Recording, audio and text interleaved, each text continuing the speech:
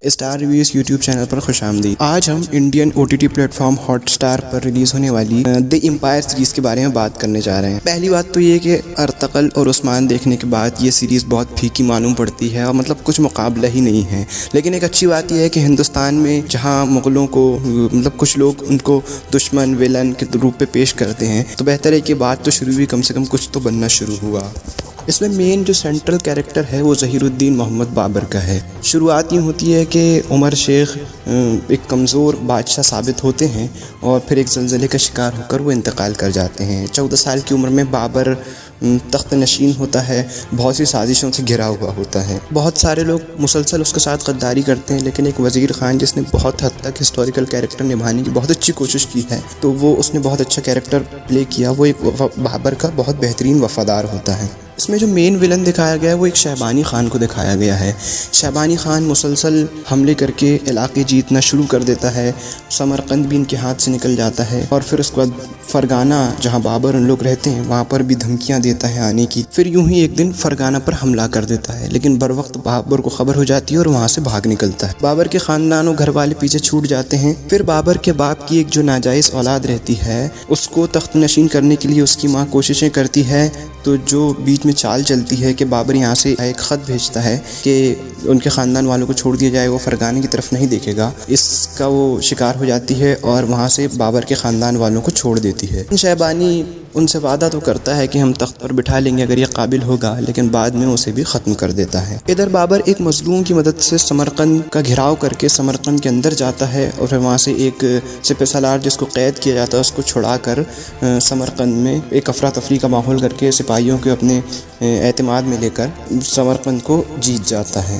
لیکن پھر ہوتا یوں ہے کہ شہبانی واپس فرغانہ سے سمرقند آتا ہے اور گھیرا بندی کرتا ہے، تو جس کو بابر سہن نہیں کر پاتا تو پھر معاہدے کے لیے آگے ہاتھ بڑھاتا۔ یوں ہوتی ہے کہ سمرقند ہم چھوڑ دیں گے، لیکن آپ ہمارے خاندان اور ہمارے لوگوں کو واپس صحیح سلامت یہاں سے نکلنے کی اجازت دیں۔ ہوتا یوں ہے کہ شہبانی سب کو چھوڑ دیتا ہے، لیکن اس کی جو بڑی بہن بابر کی رہتی خانزادہ اسے اپنے پاس ہی رکوا لیتا ہے۔ جو بابر کی ماں کو اور نانی کو ناگوار گزرتا ہے، لیکن بابر اب حالات سے سمجھوتا کرتے ہوئے اپنے خاندان کا ایک فرد کو وہاں چھوڑ کر نکل جاتا ہے۔ بابر کو بہت افسوس رہتا ہے، وہ اپنے آپ کو بہت نگیٹیو فیل کرتا ہے اور شراب وغیرہ کی لت میں لگ جاتا ہے، لیکن پھر بابر جنگل پہاڑ قصبوں میں ادھر ادھر بھٹکتا رہتا ہے۔ بابر کی ماں قتلو بیگم کی ذہنی ہیجانی اور نانی کے سخت رویے سے پھر بابر دوبارہ کھڑے ہونے کی کوشش کرتا ہے اور آس پاس کے قصبوں کو حاصل کر کے وہاں سے ایک اپنی فوج تشکیل دینا شروع کرتا ہے۔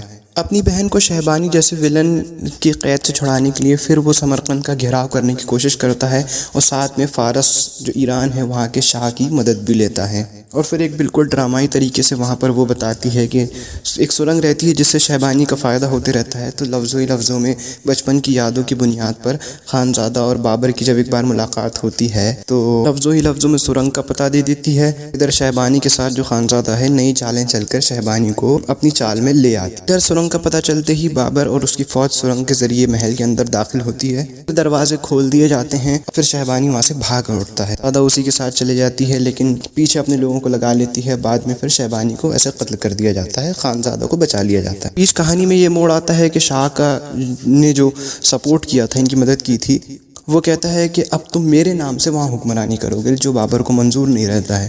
تو بابر پھر سمرقند چھوڑ کر ان کے خواب جو اس کا ہندوستان فتح کرنا تھا لودھی سلطنت سے ٹکرانے کے لیے آتا ہے۔ یہاں ہندوستان پہنچ کر بابر لودھی سلطنت سے ٹکراتا تو ہے، لیکن لودھی سلطنت کی عظیم الشان سلطنت جو رہتی ہے اس کی فوج کے سامنے ٹک نہیں پاتا۔ پھر کچھ افسانوی طور پر ایک بارود آتا ہے، پھر لودھی کا مقابلہ ہوتا ہے توپوں سے، پھر لودھی کی فوج ہارتی ہے اور بابر وہاں ہندوستان میں داخل ہو جاتے ہیں۔ ہندوستان میں داخل ہونے سے بابر کابل کے تخت تک پہنچتا ہے، کیونکہ وہاں کا کوئی وارث نہیں رہتا، اس کی ایک بیٹی رہتی ہے، اس سے شادی کر کے کابل پر اپنی حکومت کی بنیاد رکھ دیتا ہے۔ پھر اس کے بعد ہندوستان کی طرف بڑھنے کا ارادہ کرتا ہے اور ہندوستان پھر آپ کو جس طرح سے بتایا کہ وہ جیت جاتا ہے۔ ہندوستان جیتنے کے بعد پھر اس کے بعد اس کے بیٹوں کے بیچ میں وہ معاملہ ہوتا ہے کہ اگلا وارث کون ہوگا اور یہ ہوگا۔ پھر اس کے بعد بابر انتقال کر جاتا ہے سمجھیے، اور اس کے بعد یہ معاملہ امپائر کا یہیں اسٹوری اسی طرح سے اینڈ ہو جاتا ہے، کوئی زیادہ کلائمیکس اینڈ نہیں ہوتا۔ یہ ایک ہسٹوریکل سیریز سے زیادہ ایسا لگا کہ خاندانی کشمکش اور چپکلش کی سیریز ہے اس میں اب بابر کا کردار بھی ایسا لیا گیا ہے کہ آپ کیا کہیں کہ بالکل یہ